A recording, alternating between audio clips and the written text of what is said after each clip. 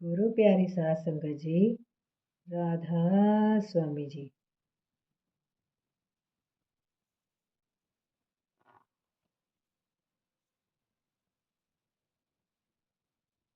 सत्संग के दौरे तथा नाम का प्रसार।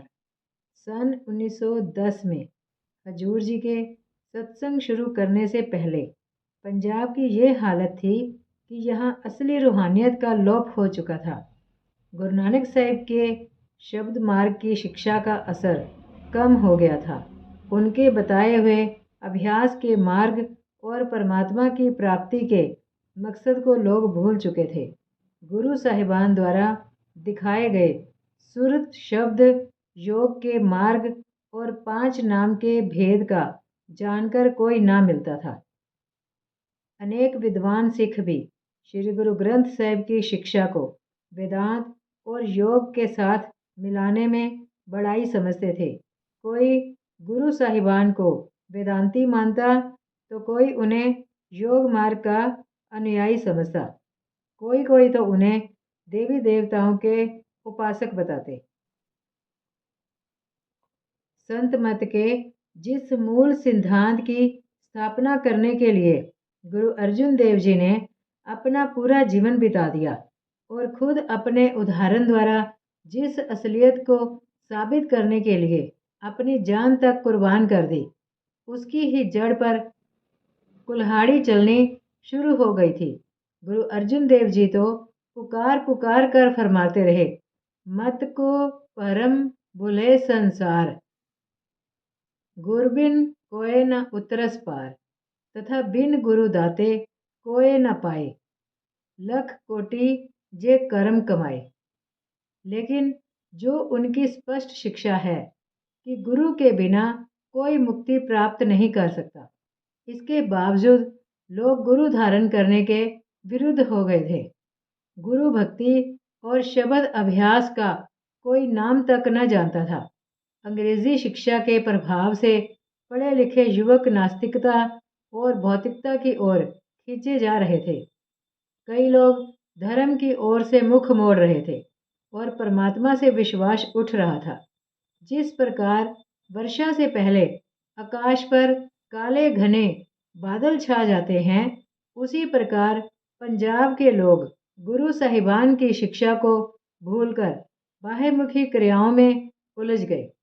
जिस प्रदेश में गुरु साहिबान ने एक समय नाम का बीज बोया, वही उपजाऊ भूमि नास्तिकता, अंधविश्वास और रूढ़िवाद की तपिश से बंजर हो गई।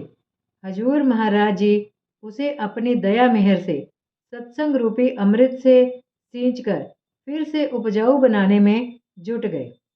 40 वर्ष तक आपने अथक परिश्रम करके गुरु साहिबान की धरती के गांव-गांव और घर-घर में एक बार फिर से नाम का होका दिया और संतों के भूले हुए संदेश को देश के कोने कोने में ही नहीं बल्कि दूर विदेशों तक पहुंचाया।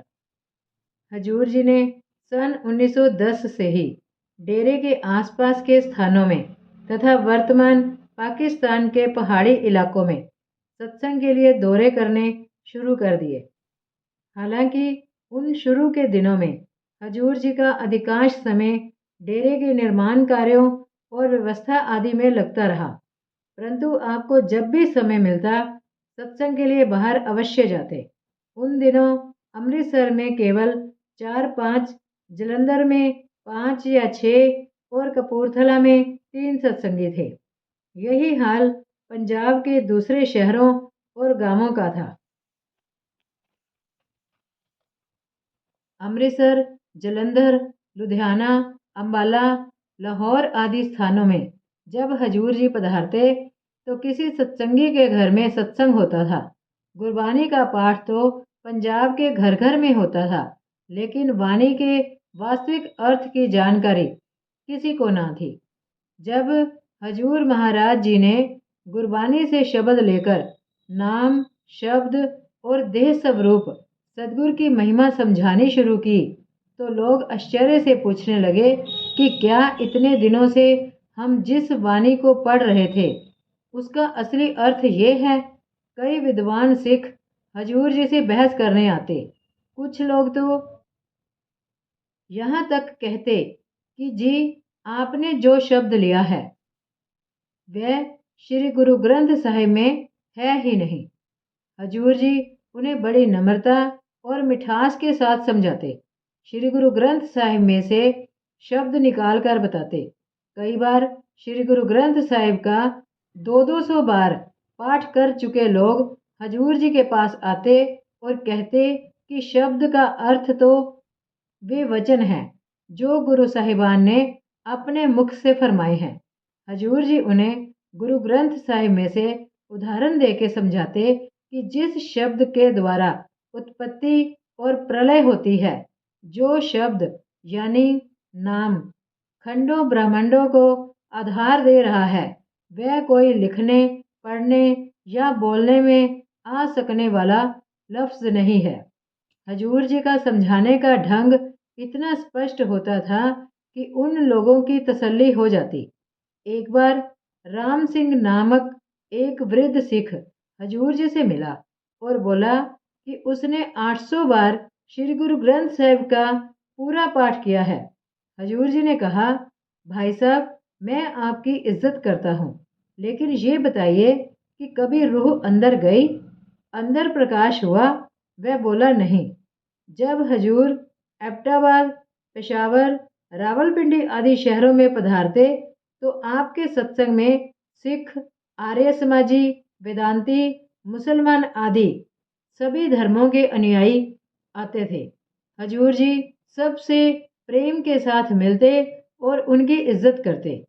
जब कोई आपसे बहस करने के उद्देश्य से आता तो हजूर अपनी बात बड़े प्रेम और मिठास के साथ कह देते और जो कुछ वह कहना चाहता उसे शांतिपूर्वक सुनते। हजूर जी के नम्र व्यवहार के फलस्वरूप बहस आम बातचीत का रूप ले लेती। हजूर जी ना कभी अपनी बात मनवाने के लिए जोर देते, ना उत्तेजित होकर तर्क देते। हर मिलने वाले पर हजूर जी के माधुर्य, प्रेम, नम्रता और प्रभावशाली व्यक्तित्व का गहरा असर पड़ता। एक बार मुसलमान पीर वजीराबाद में हजूर जी से मिलने आया। हजूर जी ने उसके सवालों का जवाब दिया और मौलाना रूम शम्स, तबरेज़, हाफिज आदि संतों के बचनों से अपनी बात की तायद की। 2-3 घंटे बातचीत होती रही। जब वह उठा तो उसने झुककर आदाब किया और उल्टे पैरों इस प्रकार बाहर निकला कि हजूर की ओर पीठ ना हो जाए।